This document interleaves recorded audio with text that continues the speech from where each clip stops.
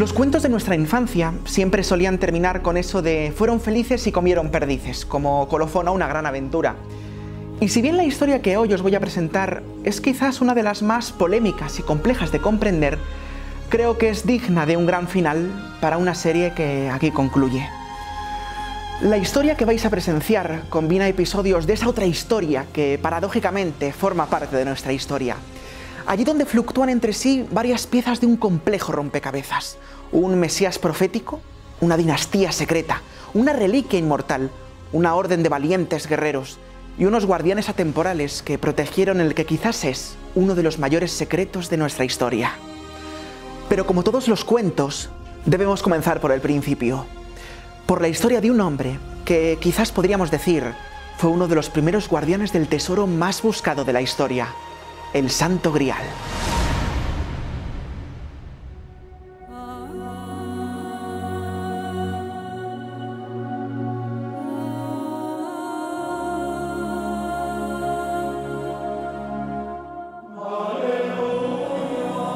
Si bien la historia de mi sobrino y su mensaje marcaron un antes y un después en la humanidad, mi historia quedó relegada a un difuso y olvidadizo recuerdo.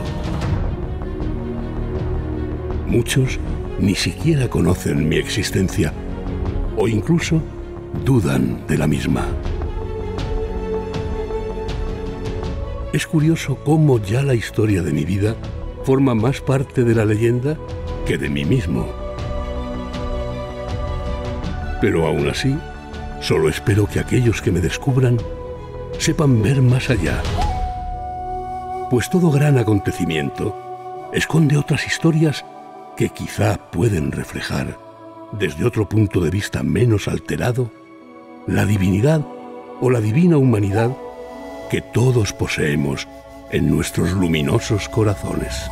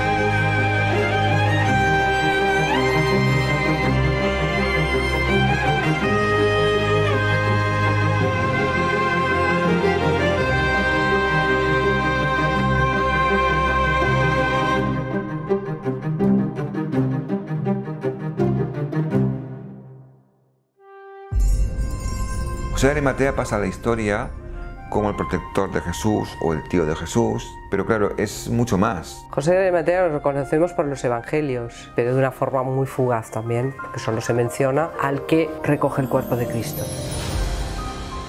Pero en cambio, los llamados evangelios apócrifos hablan mucho de José de Arimatea y cuya historia será muy conocida y muy difundida en el mundo medieval. José de Arimatea era un comerciante, persona pudiente, de hecho pertenecía al Sanedrín, tenía buena conexión con los romanos, una persona bastante influyente e importante. Y la conexión que tiene con las islas es a través de su parte de comerciante, porque venía aquí por estaño, por plomo. No era solamente una persona de medios económicos, con influencias políticas, que se la arregló para que a Jesús se le pudiera bajar de la cruz antes de tiempo, que se consiguió que a un crucificado se le pudiera dar, entre comillas, sepultura en un sepulcro, que tenía relaciones directas con los prebostes romanos. No solamente eso, era sobre todo y fundamentalmente un discípulo de Jesús y de María Magdalena, y una persona que espiritualmente también tenía un recorrido muy potente y que hizo mucho en la labor divulgadora de la espiritualidad por parte de Jesús y por parte de María Magdalena. José de Arimatea Arimatea está muy involucrado en lo que era la pasión y muerte de Jesucristo, y sobre todo con la Última Cena. De hecho, las crónicas dicen que el lugar donde se celebra la Última Cena sería la casa de José de Arimatea, y supuestamente pues el grial que se utiliza en la Última Cena era el grial que tenía José de Arimatea, que es en el que se deposita supuestamente la sangre de Jesucristo cuando recibe la lanzada, etcétera, etcétera. Pero, ya digo, una cosa es el personaje bíblico, que no histórico, de José de Arimatea, y el otro es el personaje legendario que se gesta a partir del siglo XII. Y ahí interviene un autor que nos mete en danza a José de Arimatea dentro del ciclo del Grial, que es Robert de Borón. Robert de Borón tiene una obra en ese ciclo griálico que se llama José de Arimatea, precisamente. Robert de Borón era católico y hasta ese momento el ciclo griálico era un ciclo muy pagano, pero claro, había que darle ya unos tintes mucho más sagrados y más católicos. Y es el que asocia el grial que están buscando con el cáliz de la Última Cena. La sangre vivificadora, la sangre de Cristo, para él sería lo que da sentido al grial. De ahí además procedería, según algunos autores, etimológicamente el grial, de la sangre real. Y él es el que dice, pues eso, que José de Arimatea es el que llevaría ese santo cáliz a Inglaterra, y todo se va gestando alrededor de José de Arimatea, que elige ese sitio para crear esa nueva iglesia, ¿no? De hecho, Glastonbury, en su origen, pues sería la primera iglesia cristiana que se crea en las Islas Británicas. Pues esta zona de Inglaterra porque él quería escoger la Nueva Jerusalén, o sea, el lugar donde se continuaría esa frecuencia que empezó él en Jerusalén, en Palestina. Cuando él lleva esa energía allí es porque es como si pone la semilla de la conciencia crística, es decir, de la vieja energía, que es la energía de Jerusalén, voy a llevar mi conciencia crística al lugar donde se va a instaurar la nueva conciencia crística, que es en el cuarto chakra de la tierra, el chakra del corazón. ¿Y cuál es? La zona de Glastonbury, Avalon, toda esa zona. Y cuando yo coloco la conciencia crística, sacralizo esas tierras.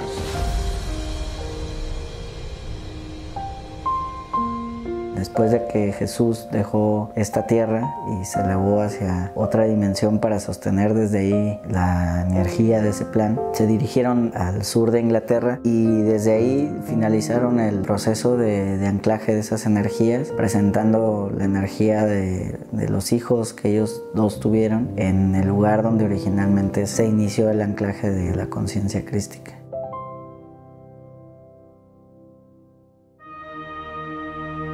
Mi posición social en aquel momento me impedía apoyar públicamente el movimiento que mi sobrino acababa de comenzar, por lo que acabé sumándome desde la clandestinidad por miedo a las autoridades. Por un lado, sentía orgullo de saber que al fin había llegado el momento de que floreciesen los frutos de todos aquellos momentos y confesiones compartidas en tierras lejanas.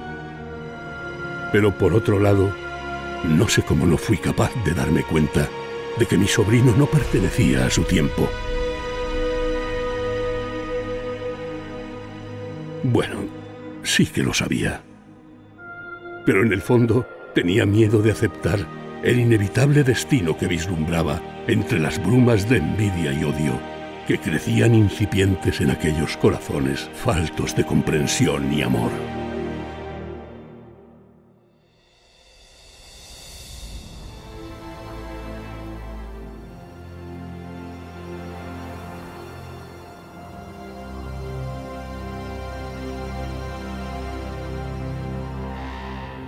Cuenta la leyenda que cuando era niño, Jesús de Nazaret visitó Inglaterra con José de Arimatea y viajó a lugares como este, Stonehenge, un lugar sagrado para los druidas de la época.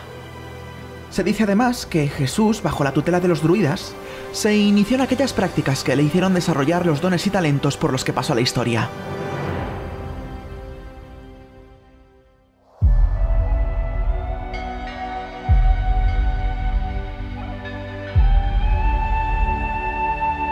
Todos creen conocer la historia de mi sobrino, pero muchos olvidaron que hay otra historia que no aparece en los libros y que le hicieron ser el hombre que llegó a ser. No podré negar que al observar el brillo en los ojos de ese niño curioso, apasionado y con sed de conocimiento, sentí que debía ayudarle en su camino, aportándole aquello que por mis canas me correspondía. La sabiduría. Por eso, le invité a embarcarse en una gran aventura que le aportaría paz a su corazón y comprensión a su alma. Juntos, cruzamos mares y océanos buscando aquellas historias que habían llegado a nosotros a través de los ecos ancestrales de lo remoto. Y en uno de esos viajes, nuestros pies caminaron por primera vez por aquellos verdes pastos de una lejana colina nublada que nos hizo sentirnos en casa.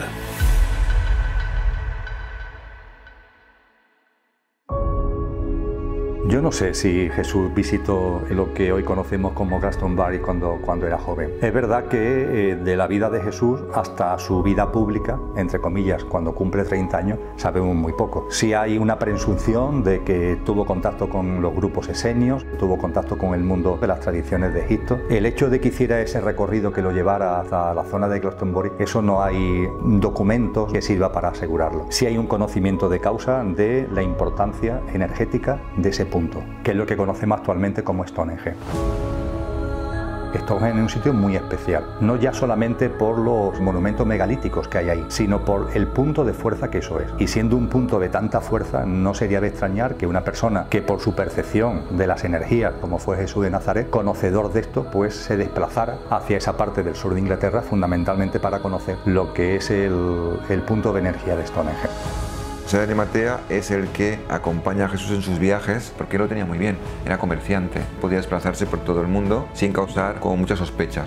¿Y dónde se va? A diferentes lugares, pero yo quiero recalcar un lugar especial porque así nos enlaza con Glastonbury. Se va al sur y norte de Francia. ¿Por qué? Porque ahí están los druidas y ahí José de Arimatea hace que Jesús conecte con los druidas. Entonces, cuando Jesús llega al sur de Francia y al norte de Francia, conecta con los druidas. Por esa razón, eligen el sur de Francia para salir después de Palestina, porque allí están los druidas que pueden custodiar a los esenios que salen de Palestina, porque luego los perseguían para buscar las enseñanzas de Jesús. Cuando se produce la crucifixión de Jesús, la familia de Jesús emigra. Por protección de la descendencia de Jesús, se toma la decisión de que se vayan fuera de Palestina. Las sublevaciones de los judíos contra el Imperio Romano habían sido continuas y como consecuencia de eso se había conformado una comunidad judía en la otra punta del Mediterráneo, consentida por el Imperio Romano. Es decir, el Imperio Romano, como una especie de destierro, se había permitido que una comunidad judía se ubicara en el sur de Francia y allí se le permitía a esos judíos seguir viviendo. María Magdalena, los descendientes de Jesús, emigran a esa zona. Y José de Arimatea, junto con otras personas, acompañan a María Magdalena. María Magdalena se queda allí, en el sur de Francia, asume bajo sus espaldas el mantener el legado del cristianismo, el legado de Jesús de Nazaret, y divulgarlo abiertamente. Yo diría que fue la primera obispo, por decirlo de alguna forma. Por lo que yo he podido conocer, desarrolla esa labor durante 40 años. Y consigue que en esa zona del sur de Francia el mensaje de Jesús, todo lo que es el cristianismo, arraigue con tal potencia que posteriormente en siglos sucesivos esa presencia se va a mantener de una manera o de otra, a través de movimientos como los cátaros, a través de movimientos como los templarios, que surgen precisamente en ese mismo ámbito territorial. Entre los acompañantes de María Magdalena hay algunos que son llamados a desarrollar una labor evangelizadora de divulgación de los mensajes de Jesús fuera de ese contexto. Y José de Arimatea es, por así decir, el cabeza visible de ese movimiento. Del sur de Francia primero va a la Bretaña francesa y después pasará a la Bretaña inglesa. Y dentro de la Bretaña inglesa desarrolla una labor de divulgación del cristianismo por todo lo que es la isla de Gran Bretaña, hasta llegar al norte, hasta llegar a Escocia. En la tradición de Avalon esto es clave, es decir, para entender que el mundo de Avalon, estando en el sur de Inglaterra, tenga una ligazón con el ámbito de Jesús de Nazaret, la figura que hila lo uno con lo otro es la figura de José de Arimatea.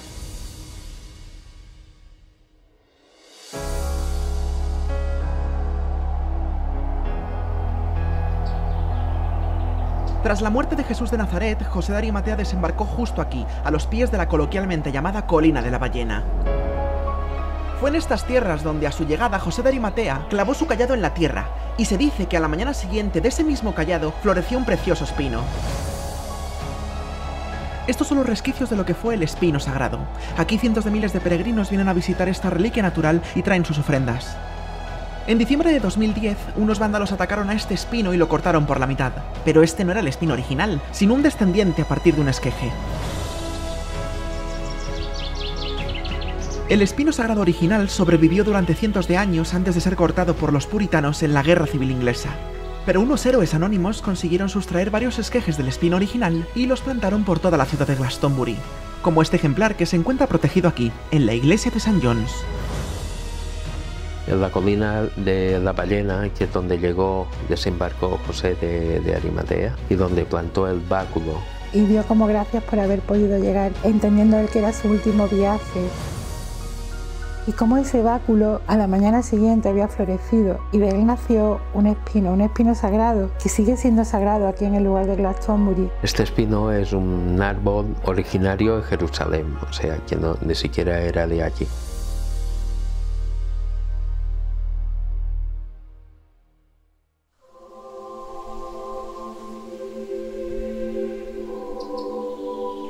Tras haberse integrado en la comunidad pagana, se dice que aquí, donde ahora se encuentran las ruinas de la abadía de Glastonbury, José de Arimatea construyó una pequeña choza de madera como lugar de rezo y de culto a la obra y la palabra de Jesús de Nazaret. Estaríamos hablando, por tanto, de la primera edificación cristiana de Inglaterra. Cada minuto de vida cuenta y tiene un porqué. A veces creemos que nuestra vida no tiene sentido o que fluye sin dejar huella alguna. Y nada más lejos de la realidad es así. Lo que ocurre es que cuando queremos darnos cuenta de la impronta que hemos dejado, nuestro tiempo presente se desvanece en las yemas de nuestros frágiles dedos.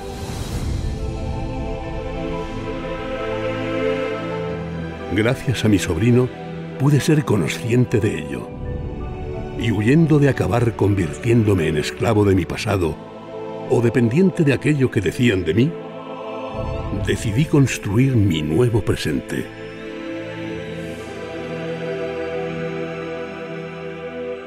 Y fue ahí cuando comencé a compartir aquella semilla que acababa de sembrarse en el fondo de mi renovada alma. Fue ahí cuando aprendí a apreciar cada segundo de este extraordinario regalo que es la vida.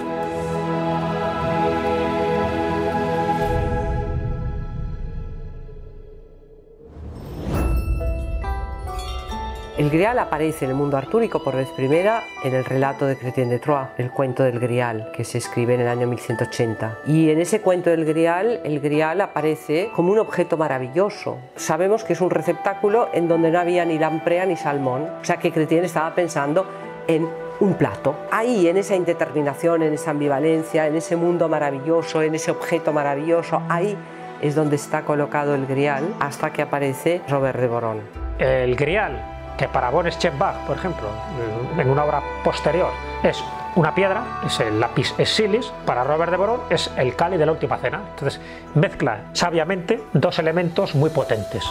El Grial pagano, una especie de búsqueda espiritual, con una cosa ya concreta, física, que es el Grial como el cáliz de la última cena. Y ya es cuando es casi indisoluble hablar del Santo Grial en relación con el cáliz de la última cena. Pero estamos hablando del año 1170, 1180, que es cuando se publica esta obra de José de Arimatea de Robert de Boron. Entonces reconstruye la historia según la cual José de Arimatea no solamente recogió el cuerpo de Cristo, sino que además José de Arimatea será visitado en la cárcel por Cristo, en donde Cristo le dará esa copa en donde él recogió su sangre, o bien al pie de la cruz, o bien ya limpiando el cadáver y recogiendo la sangre que sale de sus heridas.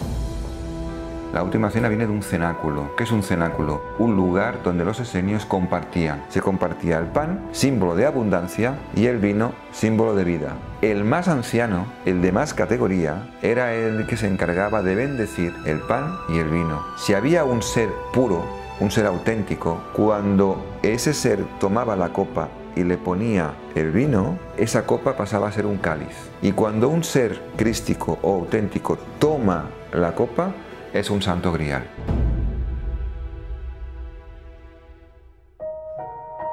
reducir el Grial a una supuesta copa que utiliza Jesucristo en la última cena viene del siglo XII. Pero para mí el Santo Grial es un camino espiritual. O sea, cuando tú miras un poco el ciclo griálico, lo que estás buscando es algo más parecido, pues casi a la piedra filosofal. Porque hay una parte física, pero luego hay una parte de trascendencia. Es aquello que te permite ser una mejor persona. Una de las cuestiones fundamentales que creo que es objeto de gran confusión es la idea de que el Grial es un objeto que se conquista. En la construcción del mito del Grial jamás aparece el Grial como un objeto que es objeto de búsqueda para traerlo o para apoderarte de él. Cuando Perceval dice que se va a buscar el Grial, claro que se va a buscar, pero para saber del Grial. Es decir, el Grial es un objeto de conocimiento, no un objeto material que yo me lo voy a traer. Cuando lo quieres ubicar solo en una cosa concreta, que puede ser una piedra, que puede ser una bandeja, que puede ser un cáliz, yo creo que ahí cometemos un error porque limitamos el concepto esotérico del Grial, que para mí era algo mucho más importante. Para mí toda la trama de la descendencia de Jesús es toda una invención. Yo no sé si Jesús tuvo o no tuvo descendencia con María Magdalena, pero lo que sí sé es que las teorías que se establecieron posteriormente y que luego dieron pie, ¿no?, a la famosa novela del Código da Vinci, están orquestadas a través de mitos, de viejas leyendas. Si realmente ese linaje sagrado existe, no es lo que nos han dicho, es otra cosa distinta, porque estaríamos hablando ya de unos planos mucho más sutiles.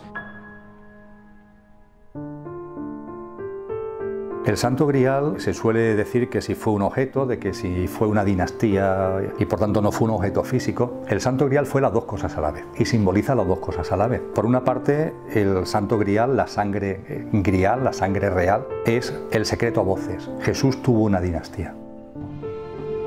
Jesús se casó con María Magdalena, Jesús tuvo hijos, esos descendientes de Jesús vivieron en el sur de Francia y tuvieron unos descendientes y hay por tanto una trayectoria generacional que siglos tras siglos procede de Jesús de Nazaret. María Magdalena fue la portadora de esa sangre que representa el linaje crístico, y no porque sea el linaje descendiente de Jesús nada más, sino como representativo de ambos, como seres de conciencia crística en igualdad que vinieron a esta tierra con el propósito de sembrar esa semilla de conciencia crística para el renacimiento de la humanidad y la trascendencia de la conciencia de la dualidad. Sus hijos fueron los que representan a ese Santo Grial. El Santo Grial también es un objeto, en el sentido de que una porción de sangre de Jesús de Nazaret fue recogida en una copa de madera, sellada, lacrada, con una piel, conteniendo dentro sangre de Jesús. Y su poseedora fue quien le correspondía, la mujer de Jesús, María Magdalena. Previamente a la salida de María Magdalena, hubo una persona del grupo cercano a Jesús de Nazaret que, por pertenecer a la casa de Levi, que eran los sacerdotes judíos, tenía, por así decir, salvoconducto para moverse por el Imperio Romano. Y esta persona, antes que María Magdalena, antes que los descendientes de Jesús, se va al sur de Francia. Y allí se le encomienda que hasta que María Magdalena no entre en contacto con él, sea el guardián del Grial. Es el primer guardián del Grial. El nombre me lo reservo. María Magdalena llega al sur de Francia, se instala allí, pero hasta que no tiene seguridad plena de que ya no hay persecución, de que ya ha podido anclarse debidamente, no se pone en contacto con esta persona para reclamarle lo que legítimamente es suyo, que es la sangre de su esposo. Y a los 7 años es cuando esta persona le entrega el Grial a María Magdalena. Toda leyenda, en el fondo, es una verdad embellecida por el devenir del paso del tiempo. Muchos creen que esas leyendas son fruto del caprichoso gusto de algunos o que solo sirven para apaciguar las aguas que mueve la fe.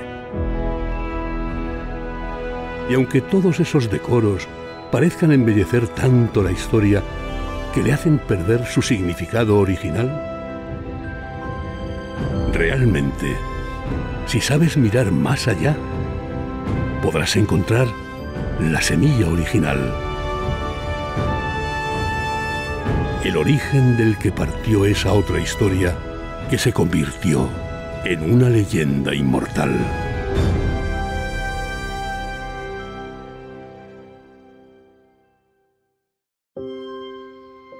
Dentro de lo que es el mundo de Avalon y lo que es el mundo artúrico, para entender su protohistoria hay que acudir a una especie de distinción de dos grandes linajes.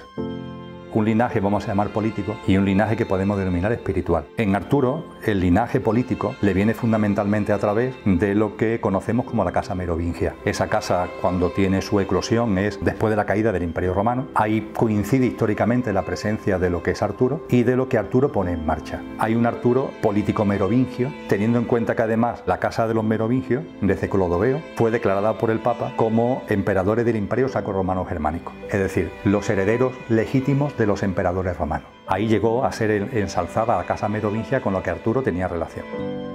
Hay otro linaje distinto, que es el linaje espiritual. El linaje espiritual que está detrás de Arturo es ni más ni menos que la dinastía de Jesús, es decir, la descendencia de Jesús.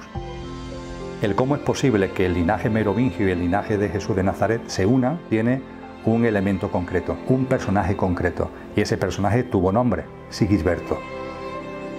Sigisberto es hijo de Dagoberto, rey merovingio, y de una noble francesa llamada Grisel de Troyes.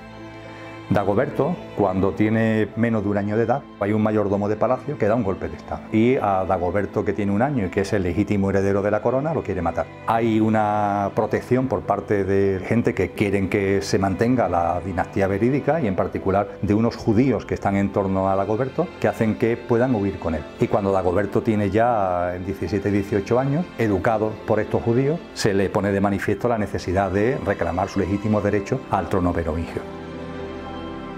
Vuelve a Francia, que es donde estaba el reino merovingio, y se instala en el sur de Francia. Y allí empieza a buscar apoyos y a buscar seguidores. Es en el sur de Francia donde Dagoberto conoce a Grisel de Troyes. Grisel de Troyes venía de la descendencia de Jesús, de la descendencia de María Magdalena, con lo que en Sigisberto se da la comunión entre el poder político y el poder espiritual. Eso hace que se remuevan muchas cosas para intentar quitarle la vida a este chaval. Y este chico logra sobrevivir porque alguien tiene la brillante idea de llevarlo al sur de Francia, de donde procedía su madre y donde había vivido su padre, y en el sur de Francia le dan protección y además se da la circunstancia de que se vive en esos momentos la invasión del mundo árabe, y ese mundo árabe está en el sur de Francia durante 40 años. Es lo mejor que le pudo pasar a Sigisberto, porque el mundo árabe no tenía nada contra él y hace que pueda crecer y que pueda desarrollar su vida en paz.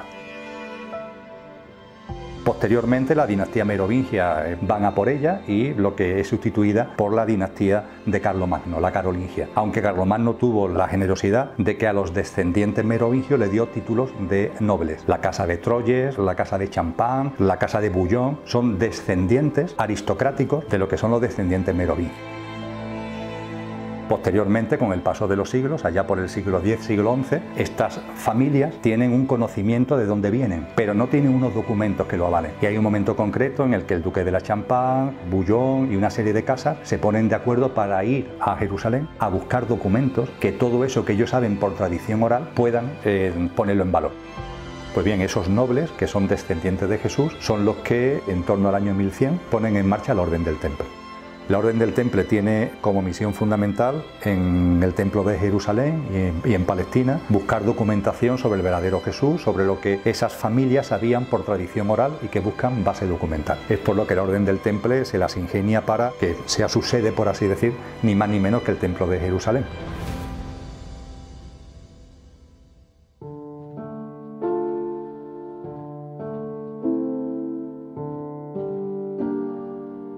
Es indudable el poder que llegó a tener la Orden del Temple a lo largo de sus casi 2 siglos de existencia durante la Edad Media.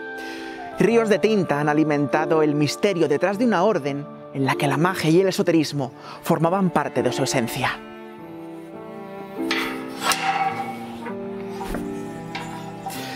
Y debido a todos esos conocimientos secretos que resguardaban, desde sus inicios se estructuraron en una orden externa y una orden interna.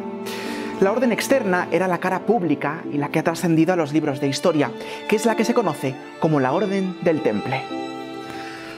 Pero luego estaba la orden interna, que es la que se ha conocido como la Orden de Sion o el Priorato de Sion, de la que muy poco se sabe y la que verdaderamente custodiaba los secretos de los saberes ocultos a los que todo caballero aspiraba a conocer.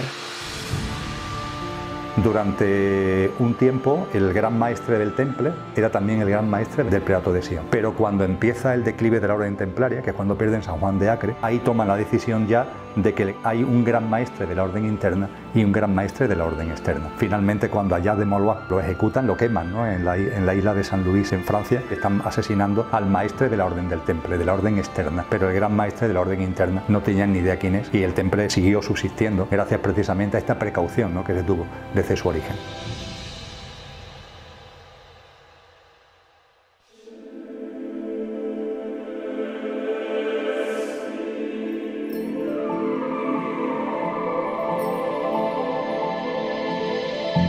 Aquel eterno símbolo que ha permanecido perenne e incesante en el tiempo esconde múltiples significados.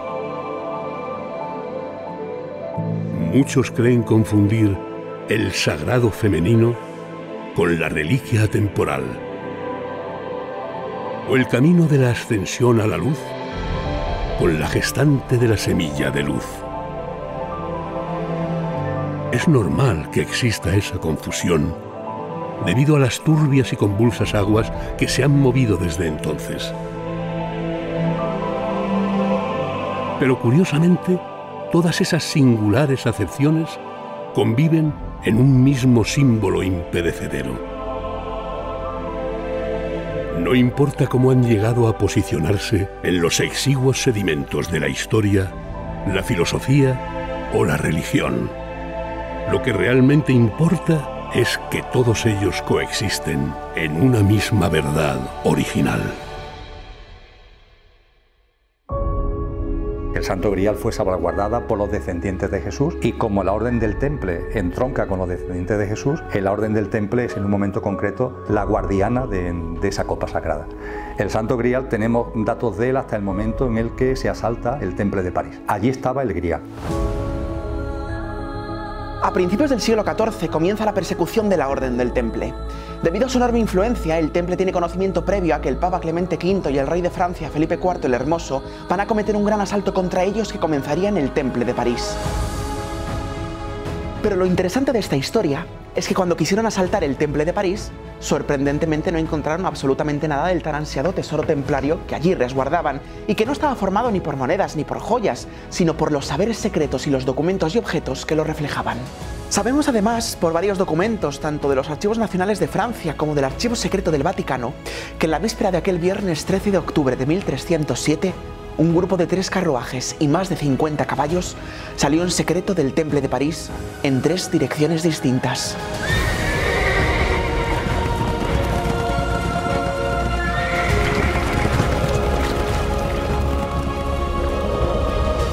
Lo que hacen es que todo el material que tienen, documental, de objetos, etcétera, lo ponen en 3 cargamentos distintos que salen en 3 direcciones distintas. Una hacia el centro de Europa, otra hacia el ámbito inglés de Inglaterra y otra hacia el sur de Francia y el ámbito de la península ibérica, que en aquellos momentos, ya en la parte sur, estaba bajo dominio árabe.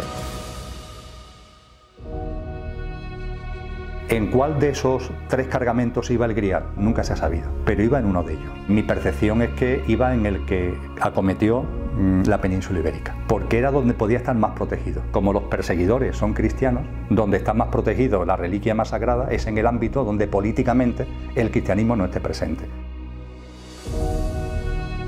El templo había mantenido relaciones profundas con determinados grupos místicos de orden musulmán, y es por lo que yo entiendo que la vía de salvaguarda que se utiliza es la vía de los Pirineos y la vía de la península ibérica. Y a partir de ahí hay una historia y una trayectoria que yo puedo contar hasta un punto donde yo creo que no se debe seguir más allá, y es que en un momento concreto, en ese recorrido que tiene el Santo Grial, llega a un punto concreto que es la mayor encomienda templaria que había en la península ibérica, cuya capital estaba en Jerez de los Caballeros.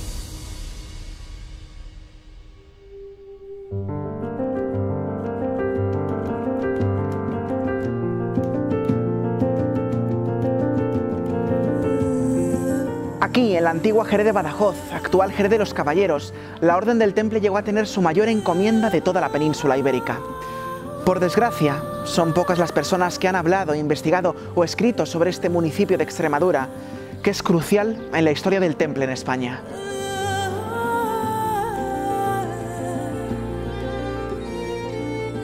Hoy solo quedan los vestigios de la fortaleza que rodeaba la encomienda templaria, y en concreto sigue aquí en pie, congelada en el tiempo, la Torre del Homenaje.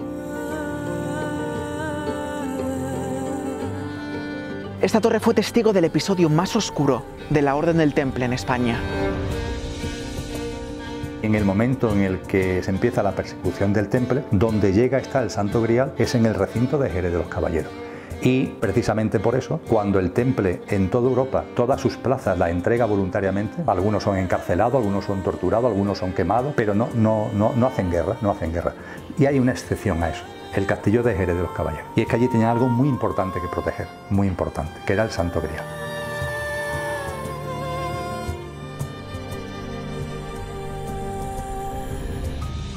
Hay constancia de la dificultad que tuvieron las tropas del Papa y de los reyes cristianos de conquistar el castillo de Jerez de los Caballeros. Pero al final lo consiguieron y la represalia fue tremenda. Todos los caballeros templarios dirigidos por el valiente Fray Juan Bechao y todas las personas que colaboraron con ellos y que aquí resistieron, y estamos hablando de más de 600 personas, fueron cruelmente ejecutadas en esta Torre del Homenaje, que por lo que ya os podréis imaginar, desde entonces se la conoce como la Torre Sangrienta.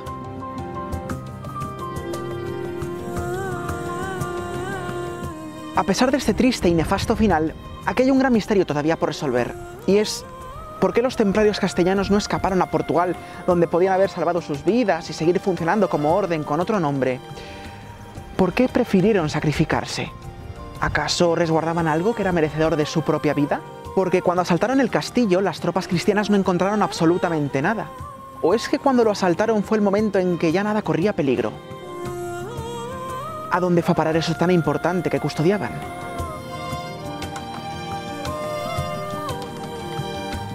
Demasiadas preguntas y múltiples posibles respuestas.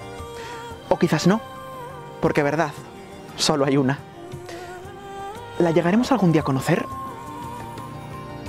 Yo creo que aquí, todavía, debemos guardar un prudente silencio.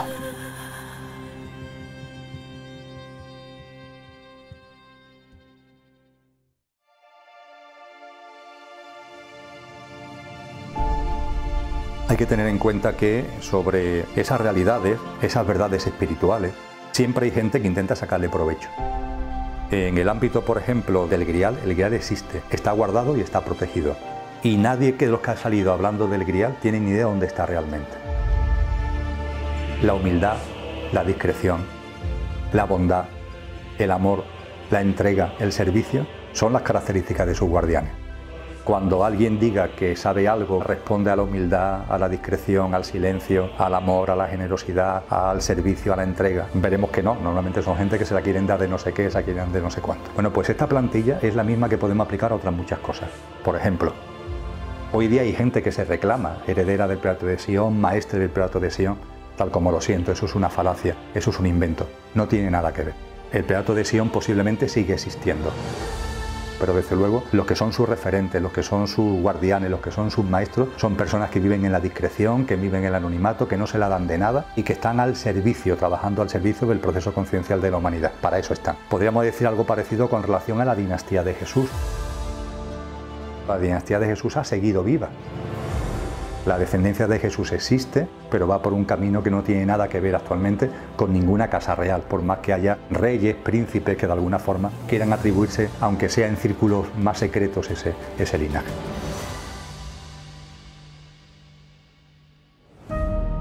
La historia es caprichosa y la mayoría de las veces solo quedan intactos los resquicios de aquellos que se consideraron ganadores del vacuo vacío. Y por si fuera poco, aquellos a los que un día decidieron tirarles piedras, con el paso del tiempo, se les acaba venerando. En ocasiones, lo verdadero no es lo más verosímil, pero siempre acaba gestando la luz divina. Este viaje a nuestro pasado llega a su fin. Pero el fin de este viaje no es tener un final, pues el final es siempre el principio. Nadie podrá borrar del pasado lo que ya fue, ni siquiera aquellos que siguen echando tierra para ocultar los espejos que reflejan nuestra propia luz. Mirar hacia atrás no va a hacer que nada de ese pasado cambie, pero sí que podemos volver hacia atrás para recuperar aquello que es necesario recordar y, por lo tanto, honrar para así sanar. Y es que la verdad de nuestro pasado sigue siendo verdad en nuestro presente. La verdad siempre permanecerá imperecedera ante el paso del tiempo.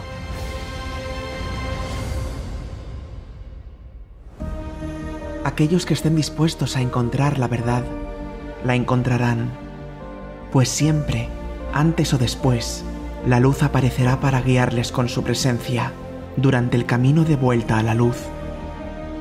Y es que todos podrán mirar, pero solo aquellos que observen realmente con el corazón sabrán ver.